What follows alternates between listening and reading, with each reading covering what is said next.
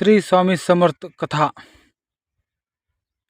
ही कथा श्री स्वामी समर्थ महाराज यांच्या चमत्कारिक आणि भक्तिप्रेरित जीवनावर आधारित आहे।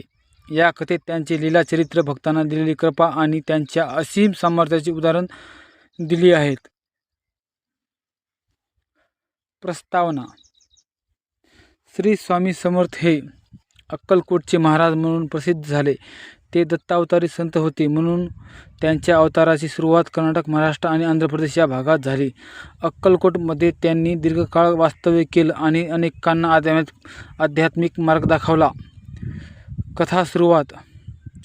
एकदा अक्कलकोटमध्ये एका गरीब ब्राह्मण कुटुंबाचे मोठं संकट आलं आणि घरात अन्न नव्हतं, अपत्य, आजारी आणि कमाईचं साधन नाही। त्या ब्राह्मणाने हताश होऊन श्री स्वामी समर्थांच्या पायाशी शरण जावं असं ठरवलं।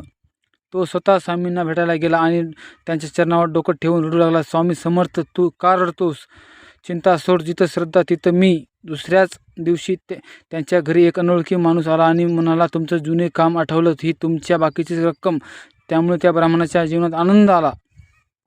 भक्तांची परीक्षा। एकदा एका धनाढ्य सावकाराने स्वामींना विचारलं, तुमच्या खरं सामर्थ्य दाखवा। स्वामी म्हणाले, सामर्थ्य दाखवावं लागतं नाही, अनुभवावं लागतं।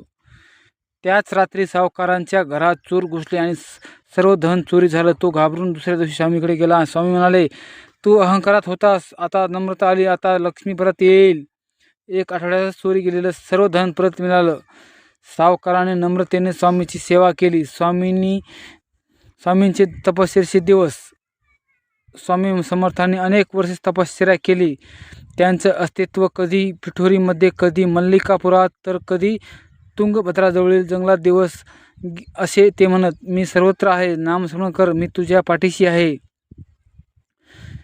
स्वामी समर्थ यांची चमत्कारिक घटना। दुष्काळ संपवला। अक्कलकोट भागात एकदा मोठा दुष्काळ पडला। लोक स्वामींनी एका झाडाजवळ उभं राहून फक्त म्हटलं, रामाचं जल आल्याशिवाय जाऊ नका। आणि काही वेळातच आकाशात मेघ दाटले आणि मुसळधार पाऊस आला। मृत बालक जिवंत झाले। एका आईचं लहान बाळ मरण पावलं। ती रडत स्वामीच्या चरणी आली। स्वामी म्हणाले, अजून वेळ आली नाही। त्यांची आणि बाळाचे डोळे उघडले। गावकरी थक्क झाले। स्वामींचे उपदेश। भक्ती हीच शक्ती, दुसऱ्याला मदत करणे हेच खरे दान। माझं स्मरण कर, संकट नाहीसे होतील। स्वामी समर्थ यांची